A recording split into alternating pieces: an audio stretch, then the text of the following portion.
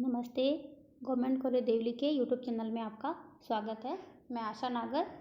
आज हमारी ये बीए सेकेंड ईयर की पेपर फर्स्ट की क्लास है। कल हमने ब्रिटिश मंत्रिमंडल और प्रधानमंत्री नाम का जो वीडियो डाला था, यानी जो चैप्टर पढ़ाया था, उसमें उन्होंने ब्रिटिश केवल मंत्रिमंडल का ही उल्लेख किया था, प्रधानमंत्री हमने उसमें छोड़ दिया था। आज हम ब्रिटिश प्रधानमंत्री के बारे में चर्चा करेंगे। तो ब्रिटिश प्रधानमंत्री वहाँ की जो शासन व्यवस्था है उसका वास्तविक कार्यपालिका जो ब्रिटेन के अंतर्गत है वो मंत्रिमंडल है और प्रधानमंत्री उसका प्रधान होता है। इस प्रकार प्रधानमंत्री ब्रिटेन की शासन व्यवस्था का केंद्र बिंदु है, उसकी स्थिति सर्वाधिक महत्वपूर्ण है। ब्रिटेन की शासन व्यवस्था में प्रधानमंत्री की स्थिति इतनी अधिक महत्वपूर्ण है कि उसके कारण वहाँ की सरकार जो मंत्रिमंडल सरकार के नाम जानी जाती है, उसके स्थान पर उसे प्रधानमंत्री सरकार ही कहा जाने लगा है। अब आती है इसमें प्रधानमंत्री की नियुक्ति, यानी जो हम प्रधानमंत्री के बारे में किन किन टॉपिक्स की चर्चा करेंगे। जब भी मान लो निबंधात्मक क्वेश्चन आता है, किन किन टॉपिक्स को ध्यान रखकर हम अपना आंसर कंप्लीट करेंगे। तो उसमें सबसे पहला आता है प्रधानमंत्री की नियुक्ति। प्रधानमंत्री की नियुक्ति वैसे सैद्धांतिक रूप में तो सम्राट के द्वारा की जाती है, लेकिन व्यवहारिक रूप में जब भी वहाँ का महानिर्वाचन होता है, उस महानिर्वाचन के द्वारा ही की जाती है। ठीक है। क्योंकि जब भी प्रधानमंत्री की नियुक्ति सम्राट के द्वारा की जाती है, वो अपना विवेक का प्रयोग नहीं करता है।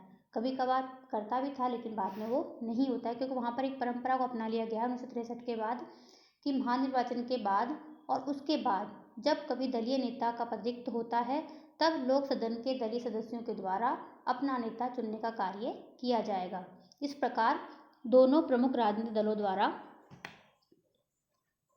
दलीय नेता के चुनाव की परंपरा को अपना लिए जाने से प्रधानमंत्री की नियुक्ति में सम्राट द्वारा अपने विवेक का प्रयोग किए जाने का अवसर लगभग समाप्त हो गए हैं। प्रधानमंत्री के लिए संसद का सदस्य होना अनिवार्य है। इस संबंध में यह परंपरा भी बन गई है वहाँ पर कि प्रधानमंत्री लोक सदन, यानी वहाँ का जो निम्न सदन है, लोकप्रिय सदन है, उसका सदस्य होना चाहिए।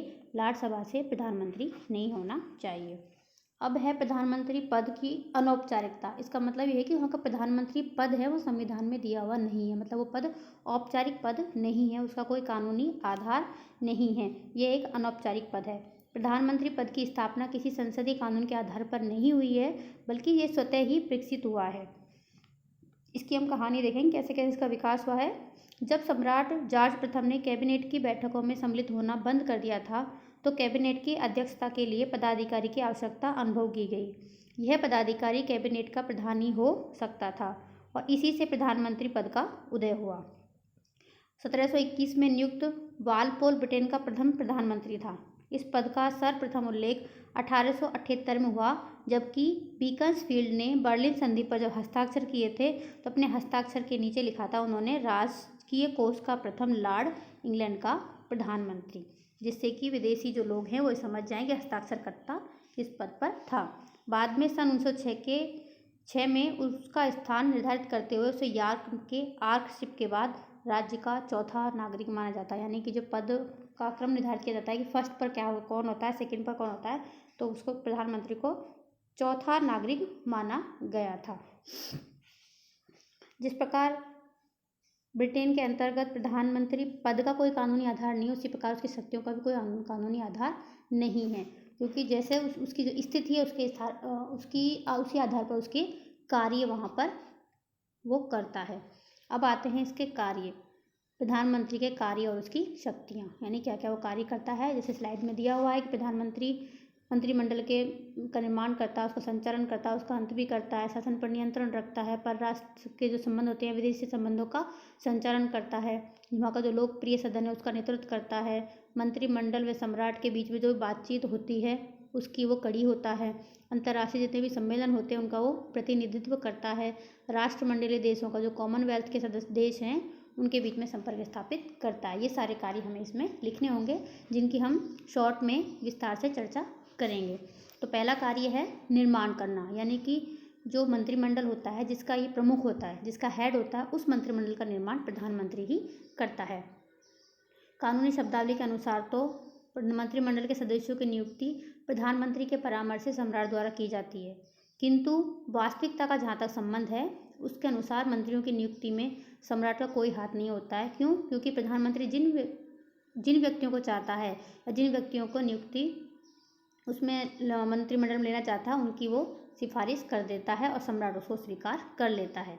प्रधानमंत्री को अपने सहयोगियों को चुनाव करने में अपने दल के अंदर विभिन्न व्यक्तियों की स्थिति को, विभिन्न भौगोलिक क्षेत्रों, समुदायों का प्रतिनिधित्व, सदस्यों की दक्षता, योग्यता और उनकी समाज सेवा की भावना, इन चीज़ों का ध्यान रखना पड़ता है। इनके आधार पर ही वो अपने मंत्रिमंडल में नाम प्रस्तावित करता है। लेकिन अंतिम रूप में इस संबंध में जो प्रधानमंत्री है उसकी इच्छा ही सर्वोपरि होती है। यानी कि सब कुछ फील्ड का ध्यान रखते हुए भी फिर भी वो इन फील्ड में कोई व्यक्ति नहीं आ रहा और उसकी नज़र में ऐसा है कि वो उसके मंत्रिमंडल के लिए सही हो सकता है तो वो उनको नियुक्त कर सकता है। प्रधानमंत्री अपने दल से बाहर के व्यक्ति को भी मंत्रिमंडल में ले सकता है। ऐसा नहीं है कि केवल जिस दल से वो जीत कर आया है उस दल के व्यक्तियों को ही ले, वह संसद के बाहर के व्यक्ति को भी, यानी दल के बाहर के भी, संसद के बाहर के व्यक्ति को भी मंत्रिमंडल में ले सकता है यदि किसी विशेष कार्य करने के लिए उसकी दृष्टि में वह सर्वाधिक उपयुक्त हो।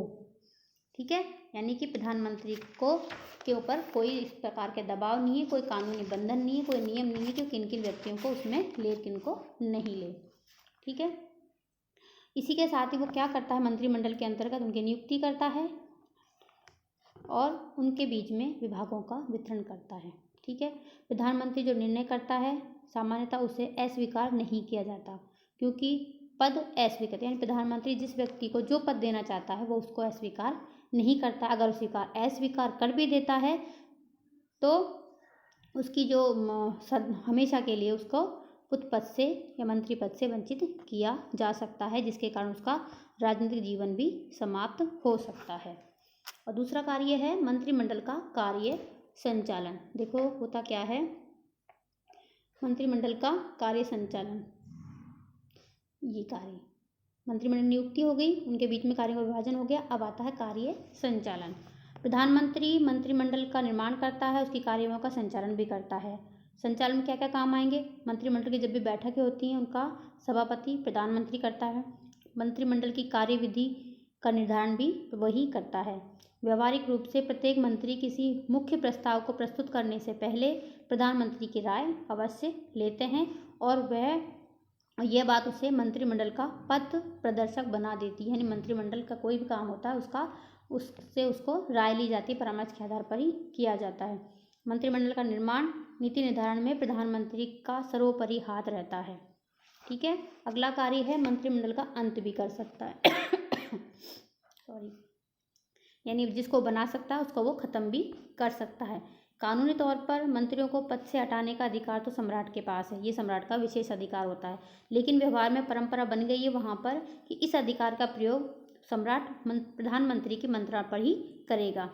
प्रधानमंत्री को यह अधिकार है कि वह अपने एक या अधिक सहयोगियों की पद से विमुक्ति या संपूर्ण मंत्रिमंडल के अंत की सिफारिश सम्राट से कर सकता है। यानी कि अपने मंत्रिमंडल को समाप्त करने का जो अधिकार है वो प्रधानमंत्री के पास होता है। वो उसकी इच्छा पर निर्भर करता है कि उसको कब समाप्त करे, कब तक उसको बने रहने दिया जाए। यदि प्रधानमंत्री खुद त्याग पत्र दे देता है तो पूरा मंत्रिमंडल अपना आप ही भंग हो जाता है। प्रधानमंत्री से अंतिम रूप से असहमत मंत्री को त्यागपत्र देना ही पड़ता है। तभी तो एक बात आती है ना, वहाँ पर सारे मंत्री एक साथ डूबते हैं और एक साथ ही तैरते हैं। मतलब प्रधानमंत्री के ऊपर डिपेंड है कि वो सबको डुबोता है, सबको तैराता है। ठीक है, अगला कार्य क्या है, परराष्ट्र संबंधों का संचालन करना। परराष्ट्र मतलब जानते ही हो, नहीं इससे पहले मंत्रिमंडल शासन पर नियंत्रण रह गया। ओके, चौथा जो कार्य है वो शासन पर नियंत्रण का, यानी कि जो देश का प्रशासन होता है उसके ऊपर वो नियंत्रण रखता है। प्रधानमंत्री सैद्धांतिक रूप से देश का शासन प्रमुख, मतलब वहाँ का जो ब्रिटेन के अंदर देश का शासन प्रमुख तो राजा होता है, वहाँ का सम्राट होता है। लेकिन व्यवहार में शासन प्रमुख के सभी अधिकारों का प्रयोग कौन करता है, प्रधानमंत्री करता है। ठीक है, इसके लिए वो क्या क्या करता है शासन पर नियंत्रण रखने के लिए, शासन पर सर्वोच्च नियंत्रण रखने के लिए उसके द्वारा शासन के विभिन्न विभागों में समन्वय स्थापित किया जाता है। जितने भी डिपार्टमेंट होते हैं उनमें कोऑर्डिनेशन बनाए रखता है। उसके द्वारा यह कार्य विभिन्न विभागों के मंत्रियों की मध्यस्थता करते हुए और विभिन्न विभागों को आदेश निर्देश देते हुए किया जाता है। जितने भी राज्य के सम्मान सम्राट द्वारा दिए जाते हैं वो सब प्रधानमंत्री के आधार पर ही, परामर्श के आधार पर ही दिए जाते हैं। ठीक है। सभी जो राजकीय पद पर नियुक्ति की जाती है, जितने भी राजकीय पद हैं उन पर नियुक्ति की जाती है तो प्रधानमंत्री स्वयं करता है या उसके परामर्श के आधार पर सम्राट करता है। ठीक है। और वो विभिन्न नियुक्तियों, जितनी भी नियुक्तियां होती हैं उनके संबंध में विभागीय मंत्रियों की राय भी ली जाती है, फिर भी प्रधानमंत्री का निर्णय ही अंतिम होता है। कोष का प्रथम लॉर्ड और कोष के संस्थान मंडल का अध्यक्ष प्रधानमंत्री होता है। इस नाते जितने भी कोष के उच्च अधिकारियों का चयन होता है उसमें प्रधानमंत्री की सहमति आवश्यक होती है। ठीक है। अब आएगा अपना परराष्ट्र संबंधों का संचालन करना। ठीक है। परराष्ट्र संबंध का मतलब होता है अंतर्राष्ट्रीय संबंध। अंतर्राष्ट्रीय संबंध होते हैं किसी भी देश के साथ किसी प्रकार के समझौता संबंध, ठीक है, कार्य संचालन जो भी करना होता है वहाँ पर संधि समझौते जो भी करने होते हैं सब प्रधानमंत्री के द्वारा ही किए जाते हैं। ठीक है। परराष्ट्र मंत्रालय चाहे किसी के पास भी हो या न हो, परराष्ट्र संबंधों के सुचारू संचालन का अंतिम दायित्व किसका होता है? प्रधानमंत्री का होता है। व्यवहार में प्रधानमंत्री सदैव ही वैदेशिक मामलों पर प्रभावपूर्ण नियंत्रण रखता है। दूसरे देशों के साथ किए जाने वाले महत्वपूर्ण समझौतों पर ब्रिटेन की ओर से परराष्ट्र मंत्री के द्वारा नहीं वरन प्रधानमंत्री के द्वारा ही हस्ताक्षर किए जाते हैं। देखो छोटे छोटे क्वेश्चन बनते हैं कि जब भी दूसरे देशों के साथ कुछ संधि समझौते होते हैं तो उस पर हस्ताक्षर कौन करता है, तो ऑप्शन में आते हैं विदेश मंत्री करता है, परराष्ट्र मंत्री करता है, या सम्राट करता है, प्रधानमंत्री करता है। तो हमारा आंसर क्या होगा? प्रधानमंत्री। जब हम इस चैप्टर को एक एक लाइन को पढ़ेंगे तब हमें ये सारी चीज़ें समझ में आएंगी। अगला क्वेश्चन है, मतलब अगला जो इसका पॉइंट है, परराष्ट्र के बाद में लोक सदन का नेतृत्व करना, यानी कि जो लोक सदन है वहाँ का जो हाउस ऑफ कॉमन है जिसको लोकसभा बोलते हैं हमारे यहाँ पर, उसका नेता यही होता है। लोक सदन के बहुमत दल के नेता को प्रधानमंत्री पद प्राप्त होता है। उसके द्वारा शासन प्रमुख के साथ साथ लोक सदन के नेता के रूप में भी कार्य किया जाता है। ठीक है। इस रूप में क्या काम करता है वो? प्रधानमंत्री अपने मंत्रियों के साथ संसद में संपूर्ण व्यवस्थापन कार्य का संचालन करता है। वह व्यवस्थापन के संबंध में नीति निर्धारण कर संसद का पथ प्रदर्शन करता है। ठीक है। वार्षिक आय व्यय तैयार करने में प्रधानमंत्री का प्रमुख हाथ होता है। सदन के अध्यक्ष तथा विरोधी दल के नेता के परामर्श से वह संसद का समय विभाजन और कार्यक्रम तैयार करता है। ठीक है। किसके परामर्श से? सदन के अध्यक्ष और विरोधी दल के नेता के परामर्श से। दलीय सचेतक के माध्यम से वह दल के सदस्यों को आवश्यक आदेश देता है। संसद में शासन की नीति से संबंधित अंतिम या अधिकृत घोषणा प्रधानमंत्री द्वारा ही की जाती है। ठीक है। और अंतिम शक्ति लोक सदन के बारे में उसके पास ये है कि लोक सदन को विघटित करने का अधिकार भी प्रधानमंत्री के पास ही होता है। वैसे सैद्धांतिक रूप में सम्राट करता है लेकिन प्रधानमंत्री सम्राट को लोक सदन विघटित करने की सिफारिश करता है तो सम्राट उसे करता है। सम्राट इस सिफारिश को अस्वीकार नहीं कर सकता। प्रधानमंत्री के हाथ में ये बहुत बड़ी शक्ति है, या कह सकते हैं बहुत बड़ा ये अस्त्र है, जिसके आधार पर वह लोक सदन के सदस्यों को अनुशासित और नियंत्रित रख सकता है। यानी इतनी महत्वपूर्ण शक्ति है कि विश्व का जो सबसे बड़ा देश माना जाता है, सबसे बड़ा जो लोकतंत्र माना जाता है अमेरिका में भी राष्ट्रपति को ऐसी शक्तियाँ नहीं हैं। क्यों? क्योंकि राष्ट्रपति वहाँ पर शक्ति पृथक्करण का सिद्धांत है, उसके कारण राष्ट्रपति है जो व्यवस्थापन के कार्य में, कानून निर्माण के कार्य में कोई संबंध नहीं रखता है। ठीक है। अगला जो है वो है मंत्रिमंडल और सम्राट के बीच की कड़ी का काम करता है। कौन? प्रधानमंत्री। मंत्रिमंडल के और सम्राट के बीच में, ठीक है, मंत्रिमंडल में जो भी निश्चय लिए जाते हैं, जो भी निर्णय होते हैं, शासन संबंधी कोई अन्य जो भी डिसीजन लिए जाते हैं, उनकी सूचना सम्राट तक दी जाती है प्रधानमंत्री के द्वारा। उनके संबंध में फिर सम्राट क्या परामर्श देता है वो मंत्रिमंडल तक भी प्रधानमंत्री के द्वारा ही पहुंचाई जाती है। इस प्रकार दोनों के बीच की एक कड़ी के रूप में कार्य करता है। अगला है, जितने भी अंतर्राष्ट्रीय सम्मेलन होते हैं उनमें ब्रिटेन का प्रतिनिधित्व प्रधानमंत्री ही करता है। ठीक है। राजनीतिक, आर्थिक और अन्य महत्वपूर्ण जितने भी अंतर्राष्ट्रीय सम्मेलन होते हैं उसमें ब्रिटेन की तरफ से प्रतिनिधित्व करने के लिए प्रधानमंत्री ही जाता है। ठीक है। अगला है राष्ट्रमंडलीय देशों के साथ संबंध, relation with Commonwealth countries. Commonwealth कौन थे? कॉमनवेल्थ कंट्रीज कौन है? वे कंट्री जो पहले ब्रिटेन की उपनिवेश थी। उनका एक समूह बना हुआ है, उसको बोलते हैं कॉमनवेल्थ। इसके अंदर कुछ लोग अपनी मर्जी से भी हैं, कुछ लोग ब्रिटेन के कहने पर भी हैं। ब्रिटिश प्रधानमंत्री का ये कार्य है कि वे राष्ट्रमंडलीय देशों से संपर्क स्थापित रखे और महत्वपूर्ण विषयों में उनको परामर्श देता रहे। इन जितने भी सम्मेलन होते हैं कॉमनवेल्थ के, इन सम्मेलनों की अध्यक्षता भी ब्रिटिश प्रधानमंत्री ही करते हैं। और अगला और लास्ट उसका जो रोल है प्रधानमंत्री का, वो है राष्ट्र के नायक के रूप में, यानी ब्रिटेन जो है उसके ब्रिटेन राष्ट्र के नायक के रूप में उसकी भूमिका प्रधानमंत्री की। वर्तमान समय में सामान्य निर्वाचन जो होता है प्रधानमंत्री के नाम से ही होता है। जैसे हमारे यहाँ पे नेहरू जी और इंदिरा गांधी के समय जो चुनाव होते थे देश में, वो इनके नाम से ही होते थे। अभी जो मोदी के नाम से होते हैं चुनाव, यानी जब भी चुनाव होते हैं वो लोकसभा के चुनाव माने जाते हैं, लेकिन वो पर्टिकुलर किसी व्यक्ति के नाम से होते हैं। इसका मतलब वो व्यक्ति उस राष्ट्र का नायक होता है और नेता होता है। राजनीतिक दलों के द्वारा अपनी नीतियों के आधार पर नहीं, वरन अपने नेता के व्यक्तित्व के आधार पर चुनाव लड़े जाते हैं, तो वो व्यक्ति राष्ट्र का नायक कहलाता है। और ब्रिटेन में हमेशा ज़्यादातर प्रधानमंत्री के नाम से ही चुनाव लड़े जाते हैं।